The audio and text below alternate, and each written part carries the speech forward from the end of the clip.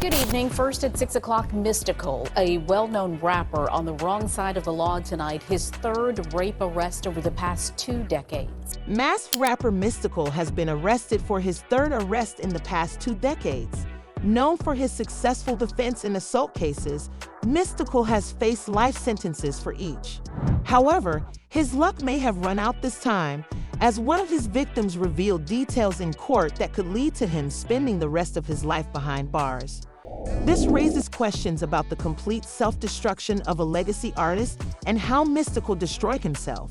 The situation raises questions about the artist's motivations and the consequences of his actions.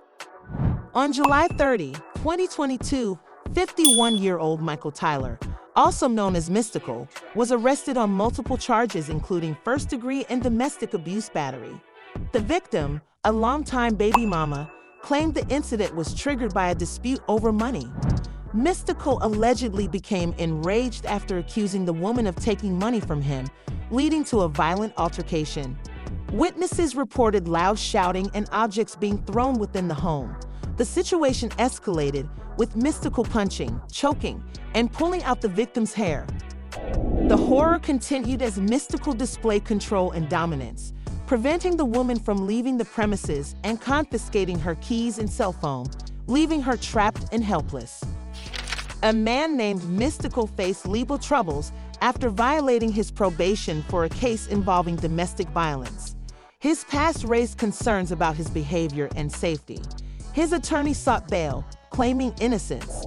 The charges against Mystikal carry severe consequences, including a first-degree felony and other penalties. Ultimately, Mystikal was denied bail, and his attorney expressed disappointment with the judge's decision.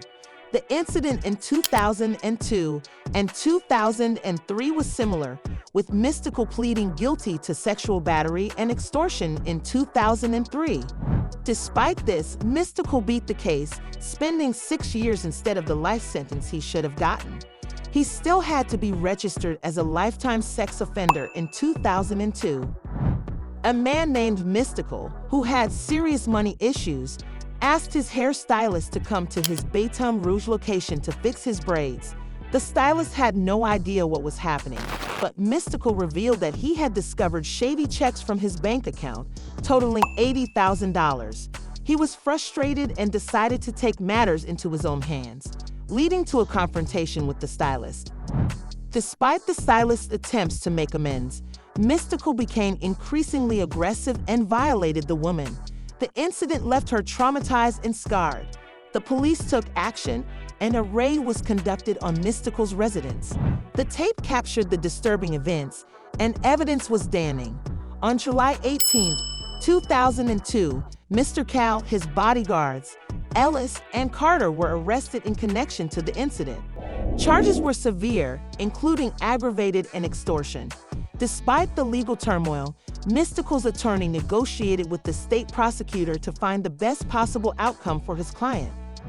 After rigorous discussions, a plea bargain emerged, and Mystikal admitted guilt to a lesser charge of sexual battery in exchange for a reduced sentence.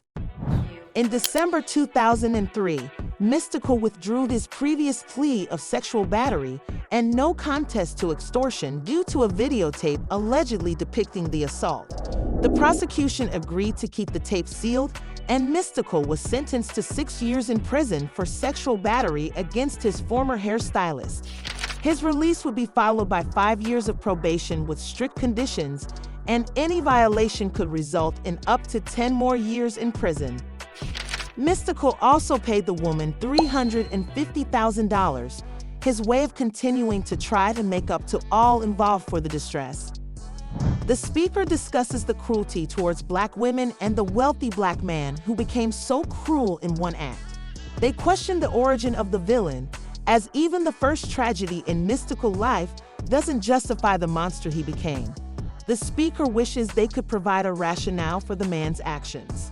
You did major James Brown comparisons for obvious reasons. That's got to be a compliment. Big time.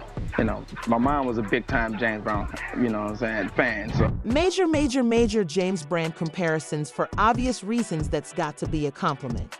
Big time, you know my mom was a big time James Brown, you know what I'm saying, fan, so Michael Tyler, born in New Orleans, Louisiana, was raised by a single mother who shielded him from the harsh realities of poverty. His upbringing in the 12th Ward, one of the most impoverished and violent areas in New Orleans, was different from other areas. His mother, Mary Tyler, and their extended family emphasized the importance of excelling in school, attending church regularly, and steering clear of crime. Despite having been rapping on the side, Mystik gained a wake-up call about the skills needed to spit bars. In high school, he realized that rapping was not just about telling a story, but also about flexing and showing off to grab attention. He began to dominate the dance floor with his theatrics and rhymes, which led to his evolution into a live performer.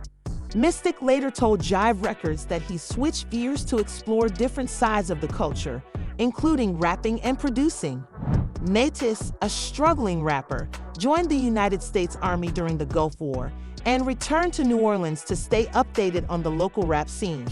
He signed with local label Big Boy Records in 1995 and dropped his self-titled debut. However, he struggled to gain popularity due to the bounce artist's popularity in the area. His music gained attention, and he secured a distribution deal with Jive Records in New York. The album, The Mind of Métis, sold over 500,000 copies and received airplay nationwide. However, he still found himself in a tight spot. Métis was the second born of two siblings, Maurice and Michelle. Michelle was his rock and R&B artist, and they were meant to pull their family out of poverty. However, their plans were thwarted when Michelle was murdered on his birthday. The prime suspect was Damon, Michelle's boyfriend, who was also the grandson of the deceased. In 1994, rapper Mystik released his debut album, Mystikal Madness, which was met with attention from fellow rap artist Master P, CEO of No Limit Records. The song, Murderer, accused Neville of being responsible for his sister's death. The lyrics were filled with raw emotion and a burning desire for revenge. Mystik dedicated several songs to his sister, which resonated with his fans.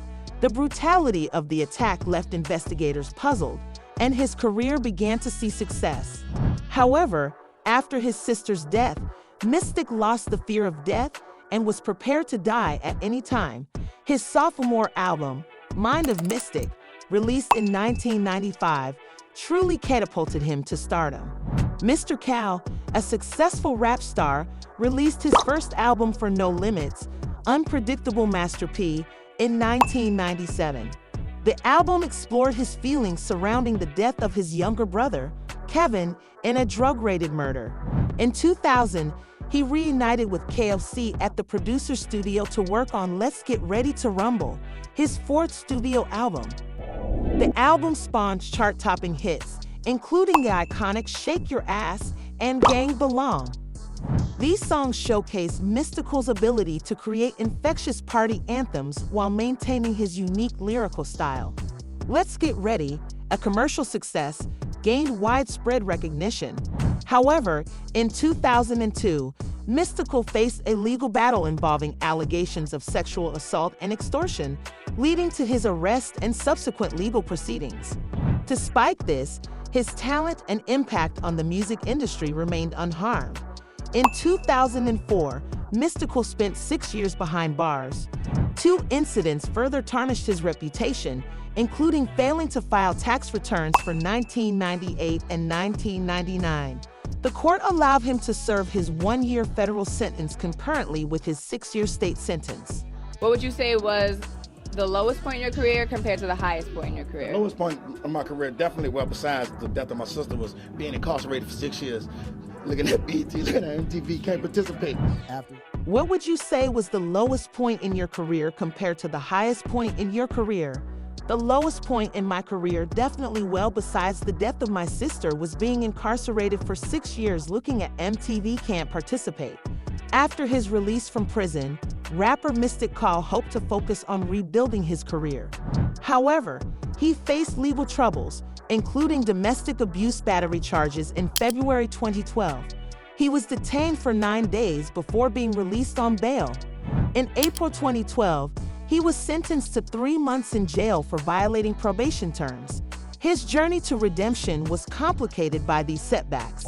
His public image and media scrutiny intensified, and he faced an uphill battle to regain the trust of his fans in the music industry. Despite the challenges, Mystik remained resilient, believing that his talent and music would ultimately prevail.